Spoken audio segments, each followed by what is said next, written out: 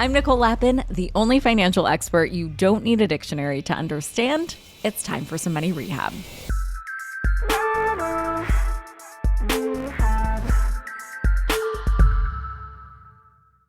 How the heck is everyone out here making all cash offers on houses right now? In this economy? Seriously, your friend from college who still uses your Spotify login is somehow closing on a new place with no mortgage contingency?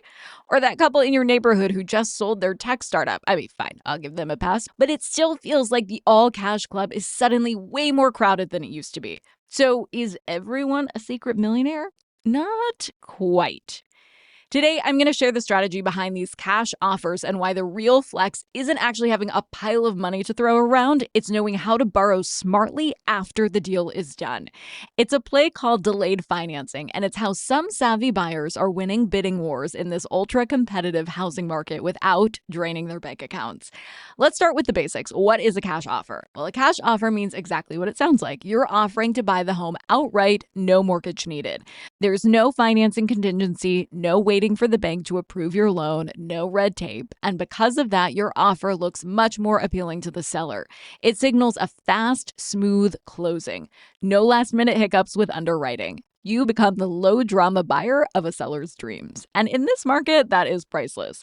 But here's the plot twist. Just because someone makes a cash offer doesn't mean they're keeping the house debt-free.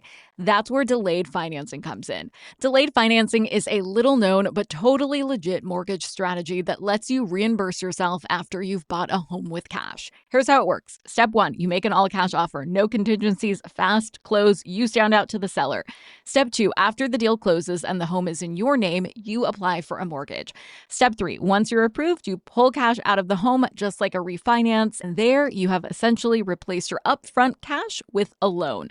Think of it like fronting the money for a purchase and then cashing yourself out afterward. So no, these buyers aren't necessarily loaded. They're just smart with their financing. They're leveraging delayed financing to move fast in a tight market, then reliquifying their bank accounts on the back end.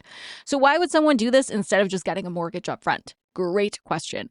Right now, homes are flying off the market faster than you can say Fed rate decision. Sellers are looking for offers that are quick, clean, and come with as little drama as possible. A mortgage, even a pre-approved one, can introduce delays and uncertainty. If you're competing against 10 buyers and one of them is offering all cash, who do you think the seller is going to pick? Exactly. Delayed financing lets you look like a baller without actually having to be one. But wait, what if you don't have the cash to begin with? You're probably thinking, cool, Nicole, love the trick, but don't have a spare $800K just lying around. Totally fair. Most people don't. But it doesn't mean that you're out of the game. Let's talk about some other creative money moves that buyers are using right now to make offers that look like cash, even if their bank accounts say otherwise. Number 1, partnering with cash offer companies. There are now companies that will front you the cash to buy the home on your behalf. You make your offer as a cash buyer because technically they are the buyer. Then, once the deal is done, you buy the home back from them using traditional financing. These companies, of course, are going to charge a fee, typically 1 to 3% of the home price. But in a competitive market, that could potentially make sense to beat out 15 other offers. Number 2, use a bridge loan. This is a short-term loan that helps you bridge the gap, hence the name, between buying your new home and selling your current one. Say you want to buy a new house, but most of your equity is tied up in your current one. You can take out a bridge loan using your current home as collateral. That gives you enough liquidity to make an offer without waiting to sell first. I definitely want to mention that bridge loans are not cheap. They come with high interest rates. But again, the name of the game is flexibility here, and this could get you in the door when speed is of the essence. Number 3, tapping a HELOC. If you already own a home with significant equity, a home equity line of credit or HELOC can be a great way to temporarily boost your buying power. A HELOC works kind of like a credit card. You get approved for a line of credit and you can borrow against it as needed. The upside is you only pay interest on what you borrow. The downside is HELOCs typically come with variable interest rates and they're best used short term. Still, if you need $100K to make a more competitive offer and you do have that equity available in your current home, a HELOC potentially could be your secret weapon. Number 4, getting fully underwritten before you shop. If you've been shopping around, you know there is a huge difference between getting pre-qualified, pre-approved, and fully underwritten. When you're fully underwritten, it means the lender has already reviewed your income, assets, credit, and everything else ahead of time. So instead of saying, we'll probably approve you, they're saying, we are ready to fund this thing tomorrow. Some sellers and agents see a fully underwritten offer as nearly as good as cash, especially if it's paired with a quick close and no financing contingencies. Pro tip, get your underwriting done with a lender before you even start house hunting. It will make your offers way more competitive, even if you're financing.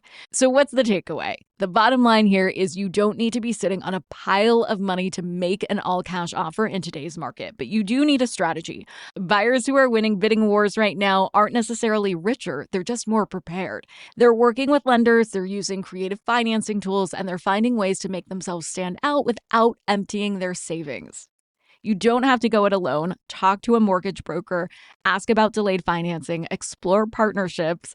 If you're smart about how you structure your offer, you might just be able to pull off an all-cash offer too and walk away with the keys in hand and your money still in the bank. For today's tip you can take straight to the bank. If you found this episode helpful, please share it with a friend. You know, the one who's out there house hunting, getting outbid, stalking Zillow every 5 seconds. We all have a friend like that. And remember, financial confidence isn't about having all the answers. It's about knowing which questions to ask.